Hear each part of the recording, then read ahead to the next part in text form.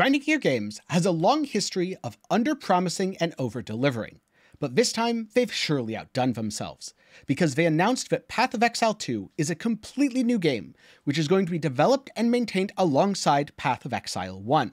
So, if you were wondering, is Path of Exile 2 going to replace Path of Exile 1? No, it's not. Is Path of Exile 1 going to change and become slowed down to meet the pace of Path of Exile 2? You're going to be able to play Path of Exile 1 whenever you want. And once it releases, you're going to be able to play Path of Exile 2 whenever you want. In fact, they're both going to have separate leagues and have completely separate teams, so the development's going to go in parallel. Think of something like the development that goes into RuneScape versus old school RuneScape. Both are great games, and they're definitely very different. I would imagine over time, we might even see the need for a Path of Exile 3, but that's probably a long time in the future. This also means we can't make any more Grinding Gear game jokes, because they have at least 2 games. If you want to try Path of Exile 2 out for yourself, then if you're lucky enough to be at ExileCon, you're probably playing it right now and not watching this video. If you're going to be at either Gamescom or PAX West, you'll also get a chance to try it out. Or, they said that the closed beta is coming, should be available to everyone, a lot of people, details are currently unknown, June 7th, 2024, which means there's a good few months to go. But it's great to see a developer sticking to making sure their game is good, rather than pushing out a release as a minimum viable product. Originally, Path of Exile 2 was introduced as an expansion to Path of Exile, but as the game's development continued, GGG realized that with so much content, and such a different approach to the gameplay, it was better off as a standalone game. Now, the reveal took about 30 minutes at the ExileCon keynote, and we got a lot of new information, so I'm going to go over everything that was covered, or at least all of it that I can remember, because honestly, at this point, my head is spinning. First up, Path of Exile 2's campaign features 6 acts, and is set 20 years after the events of Path of Exile, far enough that a lot's changed, and close enough that you're still going to see some familiar faces, such as the time traveler Alva. We've seen 2 areas so far, a desert that looks like it's the home of a Maraketh, and a jungle where the remains of a fallen Val Empire reside. One thing that they've taken a lot of time to highlight is just how much more interactive the game feels. For example, when you're going through Act 3, Alva will appear and help you navigate your way through a Val temple. This is much better than her saying, just in time, and then going off to do time traveler things. Also, in previous examples, they talked about how you're going to be able to choose things to do, or at least the order in which you complete things. But this interactivity isn't just limited to the campaign itself. It also extends to the skills, as we saw gameplay for the Sorceress and the Monk, with the Monk being a combo-based character that seems to focus on power charges and reminds me a lot of the sort of gameplay you'd see in a fighting game, which makes sense because he's melee, and also quite agile. On the other hand, the Sorceress is a ranged caster that does all things elemental. Speaking of, there's 12 classes in Path of Exile 2, the 6 you know: Ranger, Shadow, Witch, Templar, Marauder, and Duelist, and 6 completely new classes, including the Druid, who specializes in shapeshifting, the Monk, which, as I said, is a melee-focused fighting game character that also seems to have some sort of power charge synergy, the Sorceress, elemental damage and mixing elements, the Huntress, a spear-focused dexterity class, and probably much, much more, because there's 36 ascendancies in total, which means a wealth of character archetypes. Personally, I think the Huntress is probably going to be the good old Javazon from D2. In comparison to Path of Exile 1, it does seem like Path of Exile 2's archetypes are a little bit more focused, but it's still Path of Exile. This is a sandbox. You're not going to be heavily restricted, at least from what we've seen so far. And Bex did confirm over on Twitter that skills are not character-specific. Personally, the new characters coming in Path of Exile 2 is one of the things that excites me the most. Not only do we get a whole bunch of new weapon types, new skill types, but skills themselves are going to work very differently. Because in Path of Exile 1, you build your character by making your character the best at one specific thing. Alright, I'm going to use Fireball to ignite, so I am good at using fire projectiles to inflict damage over time on enemies. And that's all you're ever going to be good at. Everything is in service of one thing. But in Path of Exile 2, you're encouraged to branch out. Yes, you're probably going to specialize to an extent, but you get a lot more options. For example, you don't have to worry about a 6-link taking up most of your space, because each skill gets 5 support gems. You also don't need to worry about spending all of your mana to be able to run your auras, because they've confirmed there's a new stat in Path of Exile 2 called Spirit. Spirit is used for reservations. Think auras, minions, and trigger effects through meta gems. This is a system that actually reminds me a lot of what Torchlight Infinite does, and how that game handles trigger effects, with trigger skills reserving either a flat or percent of your mana. But at the end of the day, you're still using your mana to get all these reservations active for permanent buffs. And that's something you don't want to do in Path of Exile. Your mana is a resource that's spent on active skills, whereas your spirit is a resource that's reserved to be able to run auras and other permanent or semi-permanent effects. The other system which encourages diversity in your build is the skill specialization and weapon system, because you can now use 2 different weapons at once. And no, I don't mean dual wielding. I mean that you can have a skill that uses one weapon and a different skill that automatically swaps to a different weapon, though there is a short cooldown, so characters with extremely high attack speed beware. Not only does this incentivize you to potentially use one skill for single target and a completely different skill with a different weapon for clear, but it also means you can mix and match, because some of your passives also get applied to multiple different skills, whereas others are weapon specific. This means, in the demo for example, Octavian was using a sorceress, and he had some lightning spells and some cold spells. He could assign all the lightning spells to one weapon and take lightning-focused passives on the tree, but then assign cold spells to a different weapon, and then min-max around those using cold skills. Which means you're no longer going to be locked into just doing one thing. I would assume certain combinations are still going to be harder than others, but having more options is excellent. And in that regard, there's a couple more really cool innovations that were teased. First up, when it comes to trigger skills, you now build up charges based on a condition, and then can either trigger it automatically or do so as an active skill. One example of this was the Unleash staff, which effectively supports the skill with Unleash. And that builds up charges, triggering it several times, and then it goes on cooldown. On the other hand, a Fireball staff, something you might get on the beach, just lets you use Fireball completely free of cost, a level 10 version, which means your auto attack isn't completely useless as a spellcaster. Another way to support this playstyle is the melee skills seem to have effects that proc off of each other. And a lot of skills have movement incorporated into the playstyle itself, with many of the skills shown off in the Path of Exile 2 gameplay, either moving you forward, to the side, or backwards. That way, you won't really need a Flame Dash or another dedicated movement skill just to get around. While you still may choose to opt into one, your regular skills are going to feel more fluid. And not only do the melee characters get the benefit of this, but when GGG showed off the Comet skill, a big old nuke that you can think of as Meteor or what Meteor wants to be when it grows up, the characters actually moved back slightly to compensate for the extremely long cast time. This way, you're able to get a little bit out of danger and hopefully take the enemy out. One thing I really liked from the gameplay showcase is, on the Monk, you can see weaving multiple different skills together. Right now, in Path of Exile 1, Glacial Cascade feels awkward, because you have to be at a certain distance from the enemy, but you have no way to actually control your distance to precisely snipe things for maximum damage, so everyone just puts it on a trap or mine. Whereas now, you're able to use some skills to either move closer or farther from enemies, maybe inflict a freeze, and use something like Shattering Palm to absolutely annihilate enemies afterwards. They also showed off the Killing Palm skill, which is essentially a melee power siphon, granting you power charges and instantly executing foes. The gameplay looked alive, dynamic, and overall exciting. Oftentimes, action RPGs aren't really about action for me. I mean, okay, maybe this is just a me thing, but I don't find holding down a single button while watching Netflix on the side to be super actiony or engaging. And don't get me wrong, yes, sometimes it's fun to play a build like RF, zone out, and just blast maps. But there's other times where I want to be engaged with the game, where I want to feel like there's a give and take. And it feels like Path of Exile 2 is going to put the action back into action RPG. It also definitely makes the skills far more immersive, where you're not just feeling like you're playing a video game, you feel like you're taking part in a world. I especially noticed this on the Sorceress gameplay, where the lightning skills were bright and they arced between enemies, whereas the cold skills froze things in their place and had a much darker, paler tone to them.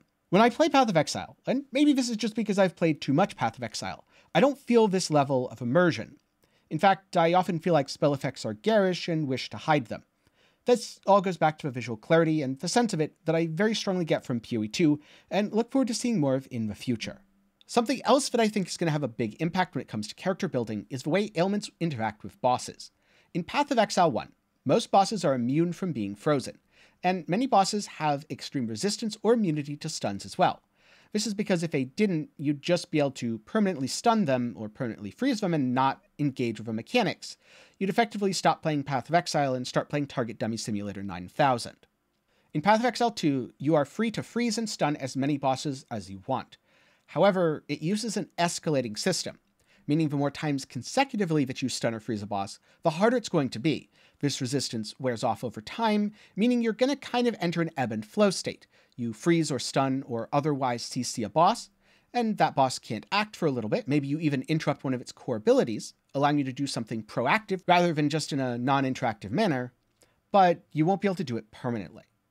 Which is a really cool way to approach not only the mechanics of ailments, but also give players extra tools. And I also noticed careful attention was paid to the bosses in Path of Exile 2.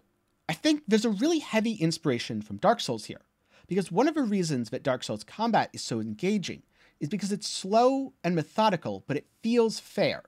When you take a big hit, you know that it's because you made a mistake, and not because the fight's just bullshit. A lot of the fights shown off for Path of Exile 2 are quite difficult, and honestly, they have about as many mechanics as the Shaper, the average endgame or pinnacle boss that you see in Path of Exile 1. I'm hoping that players won't be incentivized to just make builds that one-shot these bosses without engaging in any of their mechanics. Instead, you'll want to engage with things, but you have a new tool to be able to avoid damage, the dodge roll. Yep, if you liked the dodge roll from Diablo 2, it's also in Path of Exile 2, but it works a little bit differently. There aren't iframes on the dodge roll, which means if you sit in an AoE or dodge through one, you're going to take full damage. But melee attacks and projectiles cannot hit you during the dodge, which is an interesting middle ground, and also there's no cooldown on it. So you can dodge around as much as you want and potentially abuse boss attack animations to take no damage. Just keep in mind that you might not be doing any yourself. And when asked about this in an interview, Jonathan mentioned that you could do that, but when he spoke to developers, they often found it was a lot more interesting to combine multiple active skills where you're going to kill things a lot faster as opposed to just dodging around. I really like the direction they're going with these boss fights, because oftentimes it feels epic to fight a boss in Path of Exile 1 the first time. But after that, it becomes pretty darn boring. Many of them run through a simple pattern of 2 or 3 mechanics, and you're not really that incentivized to engage with them directly. You just move at the speed of light and nuke them from off-screen, or build up so much burst damage that it's not even a fight. Now, I know when you reach the endgame, the pacing might not be as slow. In fact, it's probably not going to be. They've said it's going to be a little slower than Path of Exile 1, but not nearly as slow as in the early game. It's completely fair to slow down your showcase, to really give players a chance to look at the world and just how epic the visuals and the sound design are, which, by the way, I can highly recommend Path of Exile 2 just based on the sound design. It feels visceral, impactful, and incredible. Let's listen for just a little bit here.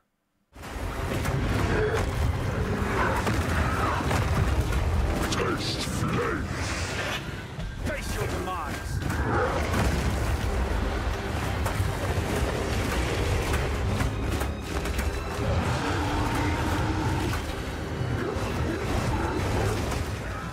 So after finishing the campaign, you're able to jump straight into Path of Exile 2's endgame.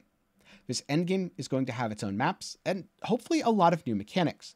Speaking of, one other new mechanic that they talked about is you end up getting gold.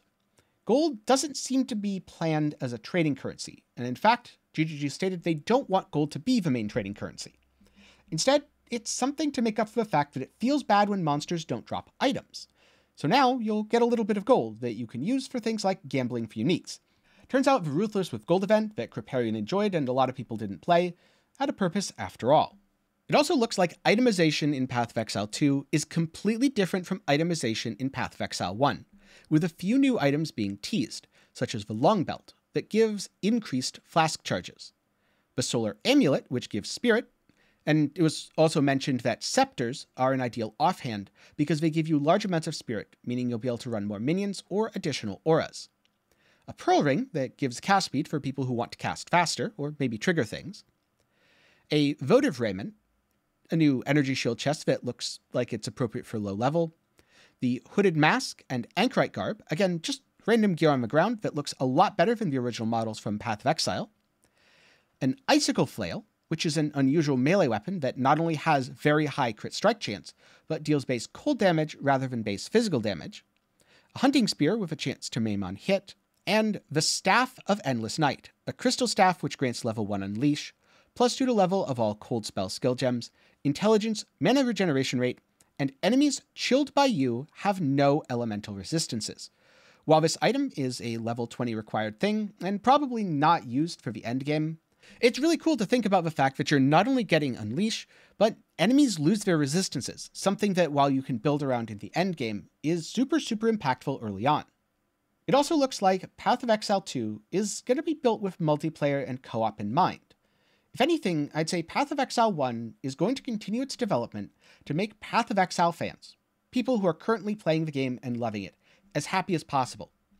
Whereas Path of Exile 2 is intended to not only please existing fans, but bring in new players, possibly people who have tried Diablo 4 and found it isn't for them, or possibly new ARPG players that haven't played Diablo, Path of Exile, or any other game, and just haven't discovered their favorite genre yet. One thing that really showed this off well is the co-op gameplay demo, where 2 players take on a boss, and as it turns out, that looks surprisingly smooth. There's possibly a new aggro system at play, making it easier to get things to focus on your friend rather than you. And a lot of the spell effects are much cleaner. While Spark still does fill the screen with electricity, I can see what's going on, rather than it being these blinding little balls of light. And on boss fights especially, the telegraphs looked pretty darn clean, which means bringing a friend into your map may no longer be the equivalent of wearing sunglasses at midnight in the Arctic Circle in the middle of winter, where all you can see is darkness, and you have no idea if that's a hand in front of your face or Nosferatu risen from the grave. I know this video's been just a little bit rambly, and to be honest with you, I could probably ramble on for another hour or two, because there's just so much to think about here. But there's also a lot that we don't know, and so I'm expecting to see a few more reveals, showcases, and highlights upcoming either at ExileCon through interviews and talks, or possibly in future leagues, maybe at Gamescom, and just in general as the beta date approaches. I'm really excited for Path of Exile 2, and if anything, I'm more excited for it because it's a separate game, a completely new and fundamental look at what it means to be Path of Exile. I don't know if I'm going to play Path of Exile 1 and Path of Exile 2 side by side. Maybe I'll alternate between them, playing the beginning of each league and dropping out towards the midpoint like I usually do. Or maybe I'll end up playing Path of Exile 2 exclusively. Maybe I'll play Path of Exile 1 exclusively. Maybe I'll play whichever leagues I like from both. But it's always good to have options. And it's really cool to see the direction that GGG has been taking. Certainly, developing 2 games is a big step up from developing 1. But they've been doing that for 4 years, and it absolutely shows. Path of Exile 2 looks leaps and bounds ahead of what Path of Exile 1 had on release. Not only that, but any MTX that you've purchased, earned through gameplay, your stash tabs, all of that completely transfers between both games. So there's never going to be a financial incentive for GGG to stop working on Path of Exile 1 just because Path of Exile 2 MTX sells better. You can just wear your Path of Exile 2 MTX over in Path of Exile 1, and that also means any supporter packs that you already had carry over as well. I personally look forward to seeing some of my favorite sets on new characters. And so now I'm curious. What are your thoughts on the reveal about Path of Exile 2? Do you think you'll be playing PoE2, PoE1? And if you haven't played Path of Exile for a while, is this going to convince you to come back to the game and possibly try the beta about a year from now in June? Be sure to let me know your thoughts down in the comments below. And of course, if you want to know more about Path of Exile 2, Path of Exile 1, or ARPGs in general, do be sure to get subscribed and leave a like while you're down there. If you're looking for something else to watch, then I'll link some other relevant videos where I've gone over things in the past. Or if you prefer reading to watching, then consider reading over my short wrap-up announcing the beta date for PoE2 and some of the things revealed over at Maxwell GG. Before I go, a special thanks to my patrons and channel members for the continued support. Link for that is below if you're interested. And with that said, congratulations on making it to the end of the video. Thanks for watching. Hope you learned something, and I'll see you again sometime soon.